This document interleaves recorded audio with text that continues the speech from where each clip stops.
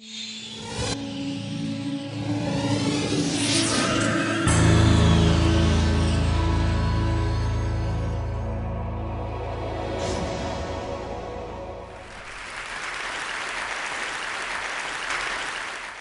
like many of you, am one of the 2 billion people on Earth who live in cities.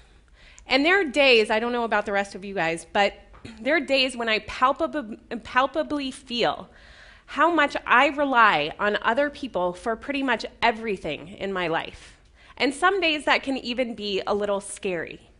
But what I'm here to talk to you about today is how that same interdependence is actually an extremely powerful social infrastructure that we can actually harness to help heal some of our deepest civic issues if we apply open source collaboration.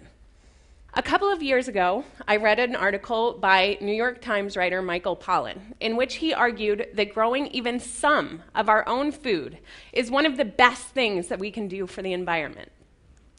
Now, at the time that I was reading this, it was the middle of the winter, and I definitely did not have room for a lot of dirt in my New York City apartment. So I was basically just willing to settle for reading the next Wired magazine and finding out how the experts were going to figure out how to solve all these problems for us in the future. But that was actually exactly the point that Michael Pollan was making in this article, was it's precisely when we hand over the responsibility for all of these things to specialists that we cause the kind of messes that we see with the food system. So I happen to know a little bit from my own work about how NASA has been using hydroponics to explore growing food in space, and that you can actually get optimal nutritional yield by running a kind of high-quality liquid soil over plants' root systems.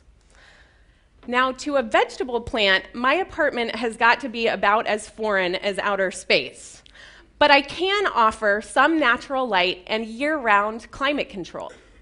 Fast forward 2 years later, we now have window farms, which are vertical hydroponic platforms for food growing indoors.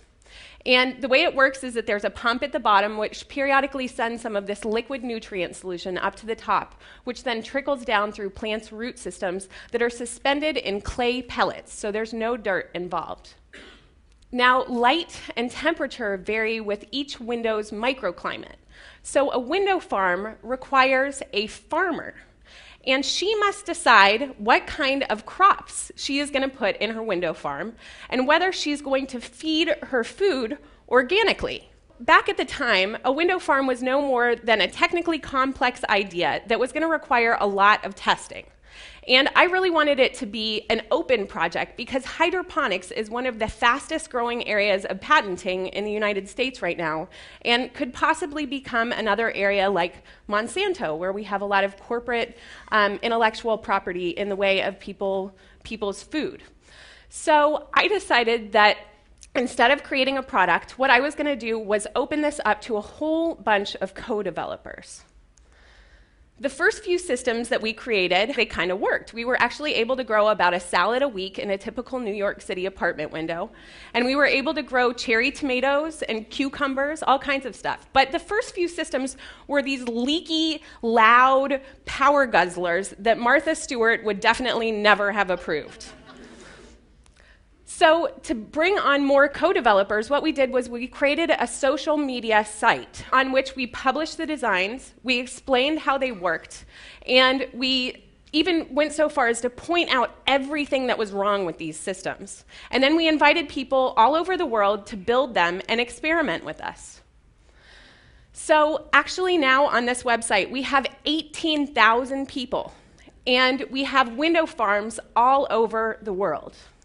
What we're doing is what NASA or a large corporation would call R&D, or research and development. But what we call it is R&DIY, or research and develop it yourself. So for example, Jackson came along and suggested that we use air pumps instead of water pumps. It took building a whole bunch of systems to get it right, but once we did, we were able to cut our carbon footprint nearly in half.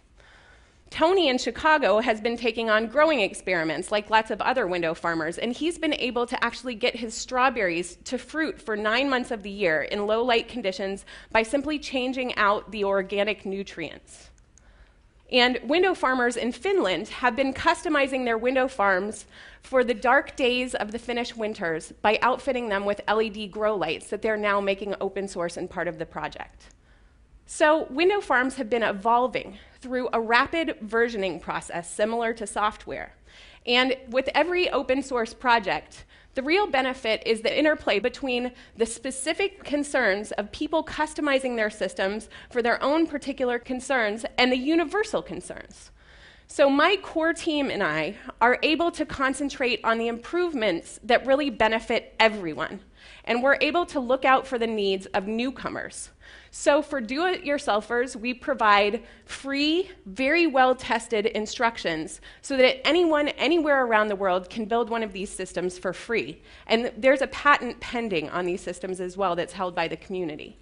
And to fund the project, we partner to create products that we then sell to schools and to individuals who don't have time to build their own systems.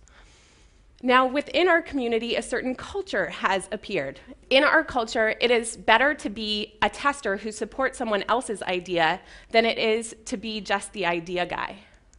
What we get out of this project is we get support for our own work as well as an experience of actually contributing to the environmental movement in a way other than just screwing in new light bulbs. But I think that Eileen expresses best what we really get out of this, which is the actual joy of collaboration. So she expresses here what it's like to see someone halfway across the world having taken your idea, built upon it, and then acknowledging you for contributing. If we really want to see the kind of wide consumer behavior change that we're all talking about as environmentalists and food people, maybe we just need to ditch the term consumer and get behind the people who are doing stuff.